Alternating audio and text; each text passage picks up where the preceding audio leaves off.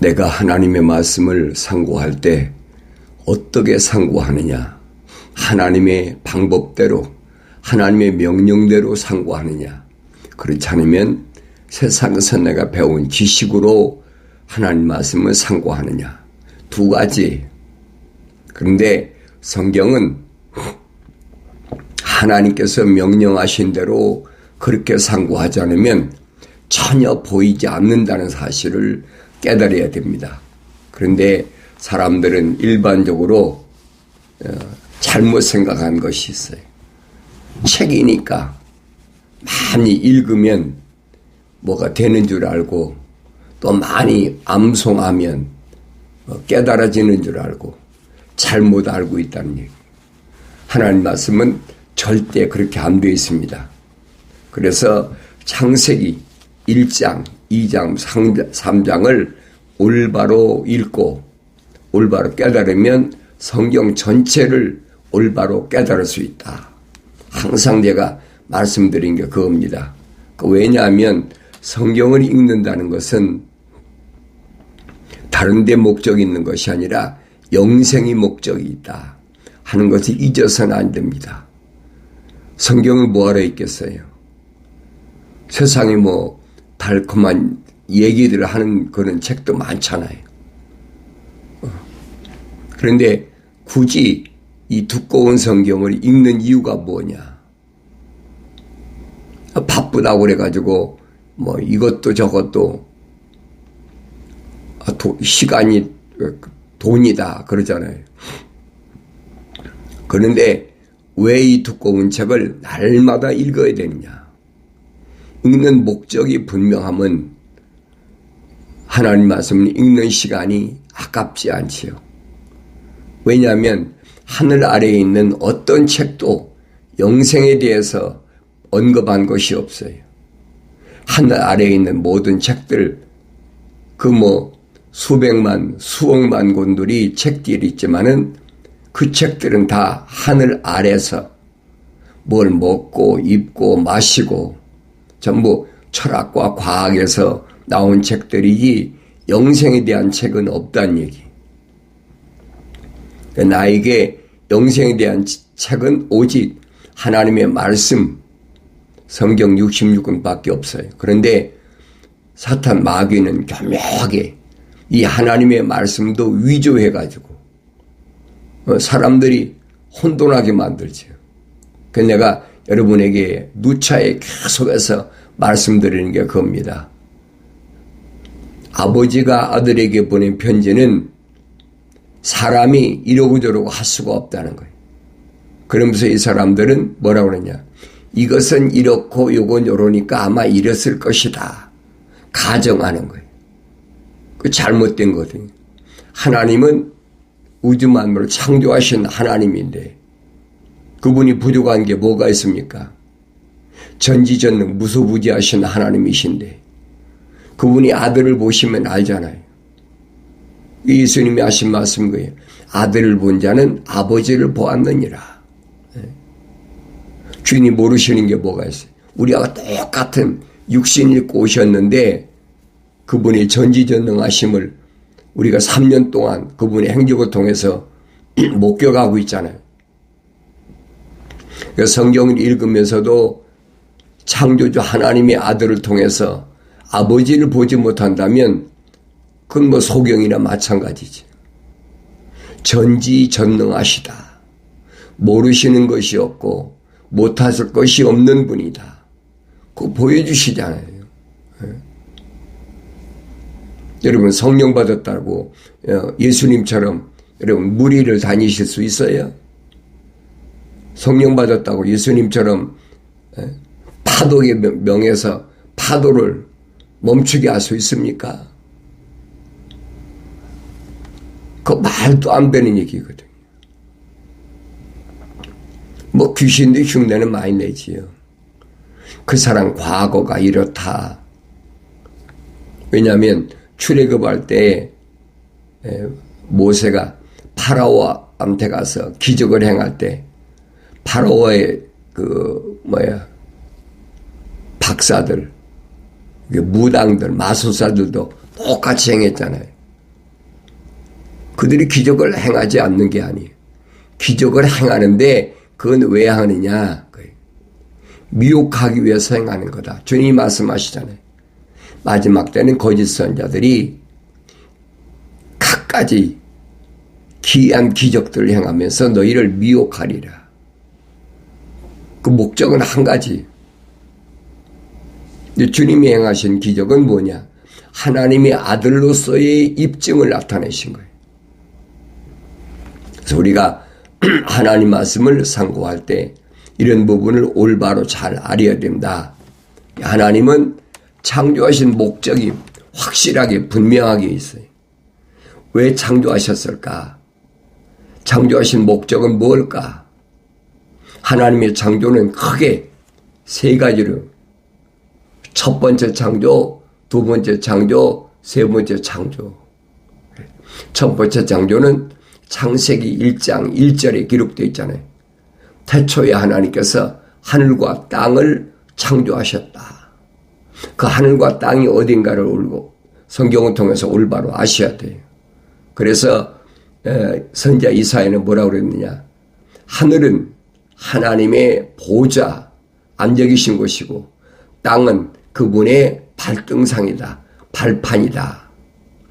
그렇게 소개하고 있잖아요. 그럼 하나님을 알면 나라는 피조물이 어떤 존재인가를 알지요. 그래서 주님이 말씀하신 거 영생은 이것이니 결론 내리셨잖아요. 영생은 이것이니 사람들이 유일하신 참 하나님 아버지와 사람들에겐 한 분밖에 안 계시다는 얘기. 참 하나님은 한 분밖에 안 계시다는 얘기. 또 아버지께서 보내신 예수 그리스도를 아는 것이라. 얼마나 정확하게 정의를 내리셨어요.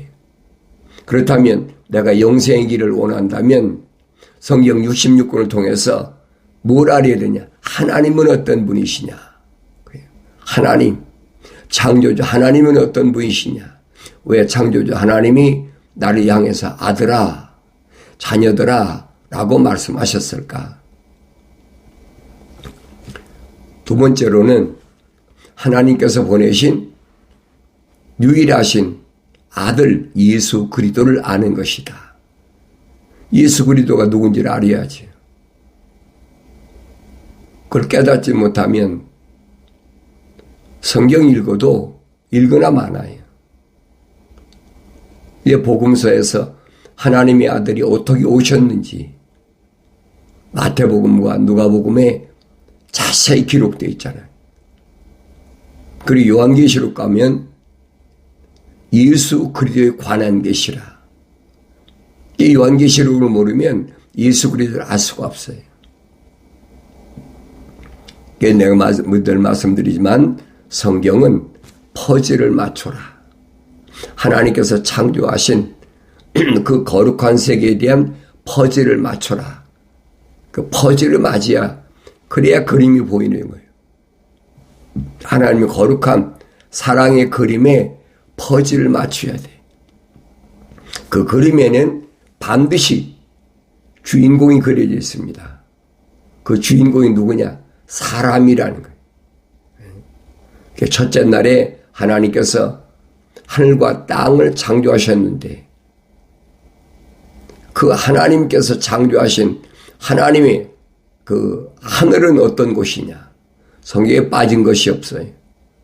너희는 주의 책을 찾아서 자세히 읽어보라. 이것들은 하나도 부족한 것이나 빠진 것이 없고 다 자기 짝이 있다. 하나님이 입이 명하셨고 그 영이 모으셨습니다.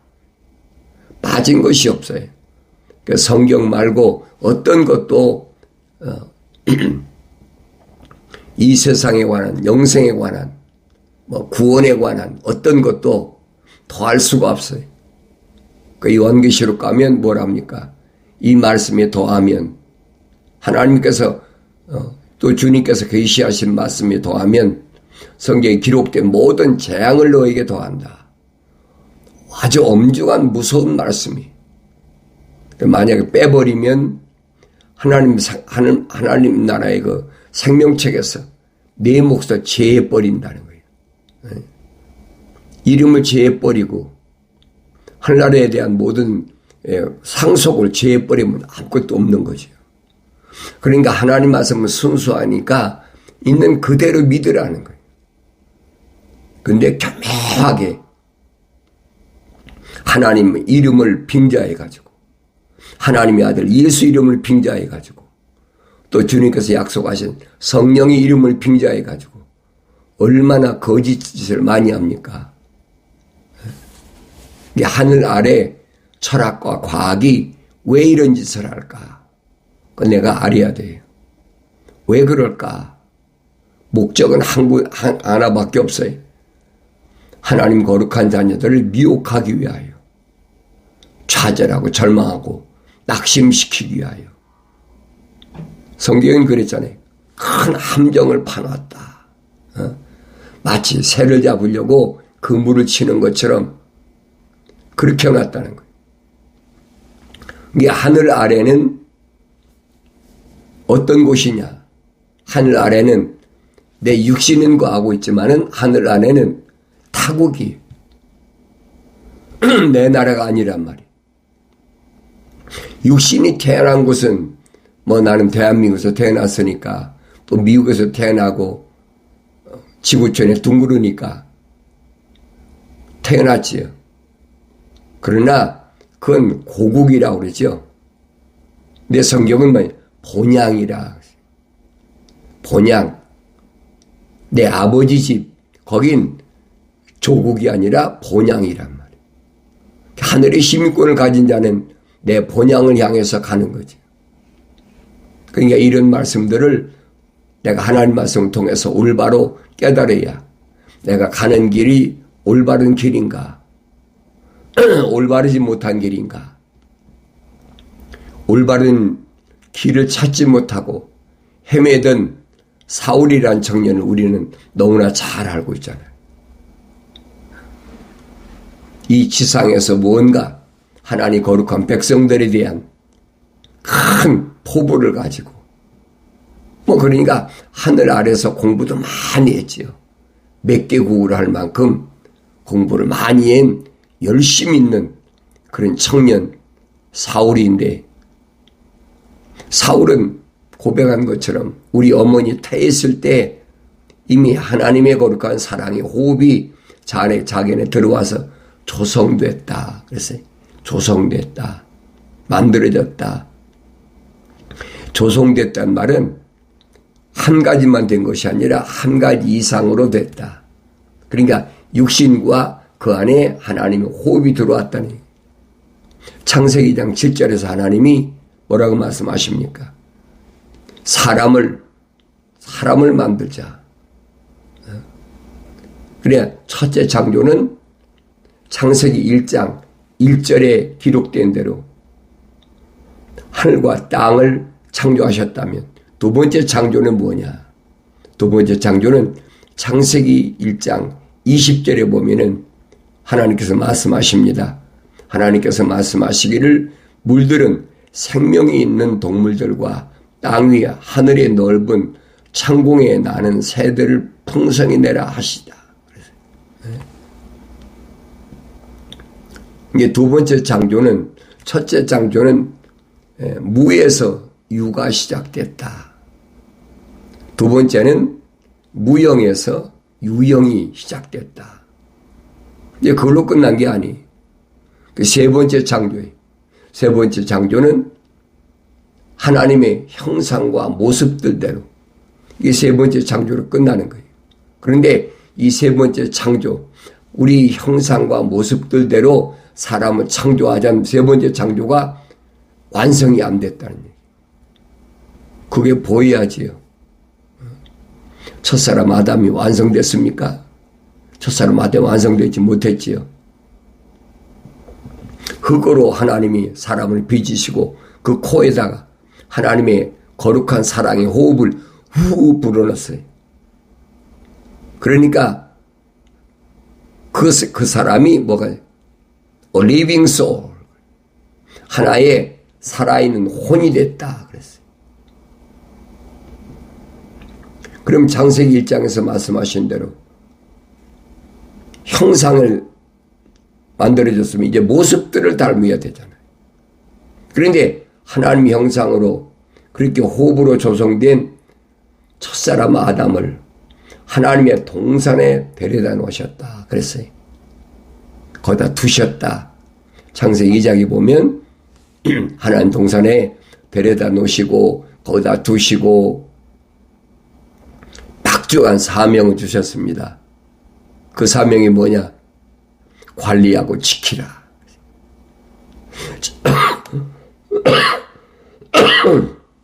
첫사람 아담은 하나님 동산을 관리하고 지킬 막중한 사명이 있는 사람이. 그러니까 하나님의 거룩한 사랑이 호흡이 들어간 겁니다. 다른 짐승들한테, 동물들한테, 가축들한테 하나님 동산 지키라고 했습니까? 아니잖아요.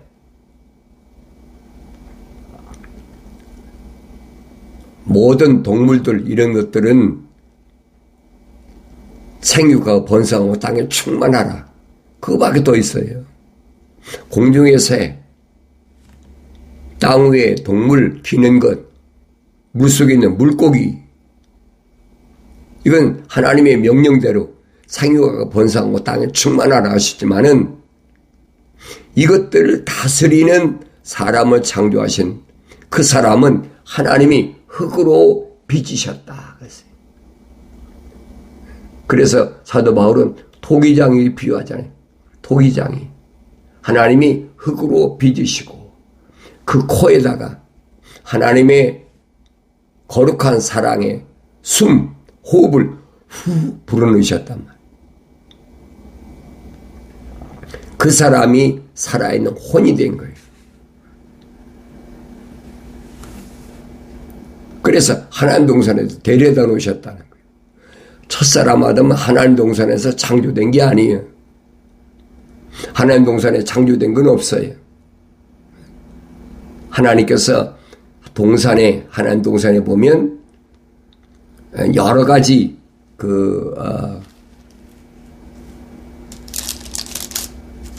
뭐랄까요, 과일, 좋은 나무들 이런 것들을 그래서 또 주 하나님께서 에덴의 동편에 동산을 세우시고 그가 지으신 그 사람을 그곳에 두시며 주 하나님께서 보기에 즐겁고 양식으로 좋은 모든 나무를 그 땅에서 자라게 하시니 동산 가운데는 생명나무와 선과 악의 지식의 나무도 있더라 그랬어요. 에덴의 동편에 하나님의 동산을 세우셨어요. 에덴이 하나님의 동산이 아니에요. 에덴의 동편에 하나님의 동산을 하나님께서 따로 지으셨단 말이에요. 그리고 그곳에 아담을 데려다 놓으셨다. 그리고 뭐라면 관리하고 지키라. 그럼 관리하고 지키라고 그랬으면 뭐가 침투할 대상이 있으니까 하나님 명령하셨잖아요. 그러니까 성경을 자세히 상고해보자. 침투할 대상이 없는데 뭘 관리하고 지킵니까? 그리고 그 하나님의 동산에 하나님이 여기 성경에 보면 하나님이 보시고 보기에 즐겁고 양식으로 좋은 모든 나무를 그 땅에서 자라게 하셨다 그랬잖아요. 하나님의 동산에는 첫사람 아담이 먹을 수 있는 모든 나무들이 가득 채워졌어요. 그런데 동산 중앙에는 생명나무와 선과 악의 지식의 나무도 있더라 그랬잖아요. 근데 하나님께서는 모든 나무에 나는 것을 마음껏 내 마음대로 먹는데 한 가지 선과 악의 지식의 나무에서 나는 먹지 말라. 하나님의 금기사항이잖아요. 절대 명령이 먹으면 안 된다는 거예요. 왜 그러냐? 먹는 날엔 반드시 죽으리라. 이 말씀을 올바로 깨달아야죠. 반드시 죽는다는 말은 무슨 말이냐? 하나님의 동산에서 쫓겨나간다는 거예요. 그러니까 흙으로 만든 이 겉사람을 가리킨 게 아니에요. 그거 잘못 알면 안 돼요. 이 겉사람 흙은 하나의 틀이야, 틀. 네? 일본 말로 가다라고 그러죠. 금형처럼. 하나님의 형상을 닮은 사람을 만들기 위한 하나의 틀이야. 그러니까 첫사람 아담이 하나님의 동산에서 쫓겨날 때 하나님 말씀하시잖아요. 너는 흙이니 흙으로 돌아가라. 흙으로 돌아가 버린. 그럼 뭐만 남아요? 하나님의 형상만 남죠. 혼적인 사람, living soul. 그 사람만 남잖아요. 그래서 사람은 혼적인 사람이다라고 얘기하는 거예요.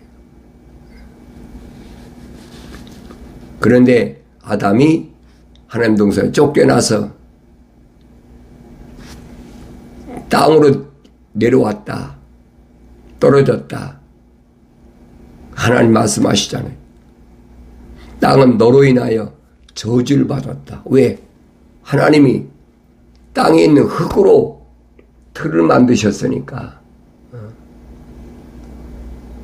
하나님 거룩한 사랑의 숨결이 호흡이 들어간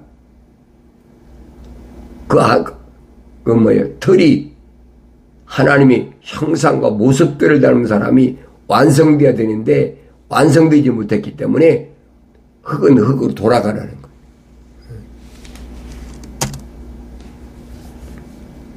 그러니까 혼적인 사람만 남는 거죠. 그래서 이런 부분들을 내가 올바로 깨달아야 돼. 세상의 철학과 과학은요, 어림도 없는 얘기예요. 절대 알 수가 없는 겁니다. 그래서 사도 바울이 이런 내용을 깨닫고 나서 그래.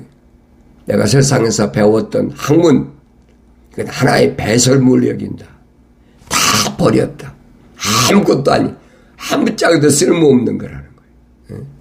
그거에 매달려가지고 어려서부터 그냥 젊었을 때 얼마나 열심히 사울이 그랬는데 부활하신 예수님 만나고 나니까 아무짝에도 쓸모없는 배설물로 밖에는 사실이거든요. 왜냐하면 철학과 과학은 육신에 관한 거예요. 이 껍데기. 그래서 바울이 그러죠. 속사람과 겉사람이라 표현하잖아요. 이런 말씀들은 설득시켜서 아는 것이 아니에요. 말씀을 듣고 책망받고 돌이켜서 하나님께서 약속하신 대로 돌이킨다. 메타노에오라. 메타노에오란 말은 메타는 방향 전환. 내 생각과 마음과 삶의 가치관이 하늘 아래 있지 않고 하늘 위에 어디 있어요? 영생의 목표를 두면 그때 하나님께서 하나님 영을 부어주신다는 거예요. 하나님의 아들 예수가 이 땅에 오셔서 제자들을 얼마나 많이 자기들이 따라다니는 거지. 그 중에 사도들은 12밖에 안 되잖아요. 나머지는 다 제자들 자기들이 원해서 찾아온 사람들이. 물론 주님이 허락하셨으니까 따라왔겠죠. 근데 제자가 되겠다고 온 사람들이 주님께서 명령하실 때 12사도 말고 주님 명령에 순종한 사람이 몇이나 돼. 무서우니까 다 도망가 버리지. 아니 하나님의 아들이 하늘로 승천하는 모습을 목격하고도 또 천사가 나타나서 얘기하는 소리를 듣고도 도망가 버리는 거예요. 한 400명, 한 500명가량 되는 제자들이 목격했잖아요. 천사들이 나타나서 그러잖아요. 왜 하늘로 올라가는 하나님의 아들 예수를 보느냐? 그는 너희들이 본 그대로 구름 타고 오신다. 분명히 천사들이 얘기했잖아요. 그런데도 다 도망가 버려. 예수님 명령은 뭐예요? 예루살렘을 떠나지 말라. 하나님이 형상으로 조성됐으면 이제는 모습들, 하나님이 영이 들어가야 완성되니까 하나님 아버지 약속이라는 거예요. 창세기 1장에 약속되어 있잖아요. 우리 형상과 모습들대로 사람을 창조하자. 주님이 성경에 없는 말씀하신 게 하나도 없어요. 오늘 내가 하나님 말씀을 얼마나 올바로 상고하고 있나. 어느 시대나 마찬가지. 어떤 언어를 사용하든 마찬가지. 하나님의 말씀을 올바로 깨닫는 것이 하늘 아래 종교를 물리치는 유일한 길이다. 하늘 아래 종교가 얼마나 미혹합니까? 그러니까 하나님의 호흡으로 조성되지 않은 사람은 다 따라가요. 지구가 둥그르니까 종교가 얼마나 많아요. 각 족속마다 다 있잖아요. 유럽에는 우리가 잘 아는 로마 캐토릭, 또 캐토릭에서 나온 개신교, 동양에서는 또 불교, 또 인도에는 힌두, 남미에는 또 무슨 종교가 있나 모르죠. 그러니까 지역마다 토속 종교들이 다 있어요. 그런데 그들이 교묘하게 하나님 말씀을 빙자해가지고 하나님 이름 안 파는 게 아니에요. 하나님 이름 팔잖아요. 다. 첫사람 아담을 넘어뜨리기 위해서 뱀이 하와를 이용할 때 하나님 이름 안 팔았습니까? 하나님이 참으로 너희들을 동산에 있는 모든 나무에다는 거 먹지 말라고 하시더냐. 하나님 말씀과는 정반대잖아요. 그게 마귀 세력이에요. 그러면 이 마귀가 왜 들어왔어요? 어떻게 들어왔어요? 첫사람 아담이 관리하고 지키라는 하나님의 명령을 그걸 소홀히 생각한 거예요. 한눈 팔았다 그래요. 한눈 팔았다. 그 틈을 타고 들어온 거예요. 한눈 판 게 뭡니까? 이성에 미쳐버린 거지. 그 육신적인 사람이니까. 그래서 사도 요한이 그러잖아요. 육신의 정욕, 안목의 정욕, 생의 자랑은 하나님과 원수가 되니까 정신 똑바로 차리라는 거예요. 나는 어떤가? 젊었을 때야 다 육신의 정욕에 휩쓸리지 않은 사람이 어디 있습니까? 성경의 내용을 보세요. 이성적으로 또 자기 계획이나 꿈을 이루려고 별짓 다 하잖아요. 사도 사울 같은 사람은 자기 꿈을 이루기 위해서 부르심 받은 교회들을 예루살렘에서 집집이 다니면서 다 잡아다가 옥에다 가두고 마지막에는 스데반 집사를 돌로 쳐 죽이는 살인까지 했잖아요. 그런데 하나님의 거룩한 사랑이 호흡이 들어간 사람은 주님이 부르신다는, 사오라 사오라 부르시잖아요. 그 부르시는 음성을 우리가 경건의 운영을 통해서 들어야 됩니다. 몰랐을 때 행한 것은 주님이 다 용서하신다는 거예요. 하나님의 거룩한 사랑의 호흡으로 조성된 사람들의 죄는 주님이 용서하세요. 그러나 자연인은 아무 상관이 없어요. 자연인은 하나님과 무슨 상관이 있습니까? 동물처럼 가축처럼 먹고 자고 싸고 낳고 그거밖에 없어요. 그런데 어리석은 사람들은 철학이나 과학을 통해서 그 증명하는데도 깨닫지 못해. 깨달을 이유도 없지요. 하나님의 거룩한 사랑의 호흡이 들어간 사람은 하나님의 사랑이 뭐냐는 거예요. 하나님의 사랑은 철학에서 말하는 러브, 그건 육신적인 동물적 사랑을 가르칠 때 쓰는 말이에요. 하나님의 사랑은 무슨 사랑이냐? 고린도전서 13장에서 사도 바울이 설명하죠. 첼리티, 공의의 사랑. 하나님은 반드시 공의라는 저울에 달아서 합격됐을 때만이 하나님의 사랑을 하나님께서 인정하신다는 사실을 기억하셔야 돼요. 우리는 하나님은 사랑이시다. 사랑은 덮어주는 거다. 사랑은 용서해 주는 거다. 사랑은 다 포용하는 거다. 그러니까 하나님도 그렇게 하실 거야. 왜 착각하게 만들어요? 절대 아니에요, 여러분.